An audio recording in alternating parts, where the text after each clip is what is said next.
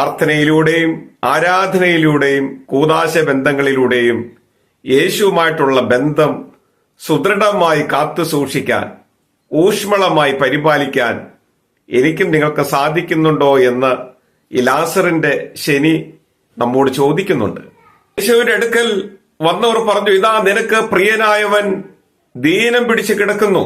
ഉടനെ യേശു അവരോട് പറയുകയാണ്, ഈ ദീനം മരണത്തിനായിട്ടല്ല, ദൈവപുത്രൻ മഹത്വപ്പെടേണ്ടതിന് ദൈവത്തിന്റെ മഹത്വത്തിനായിട്ടത്രേ എന്ന് യേശുക്രിസ്തു അവരോട് പറയുകയാണ്.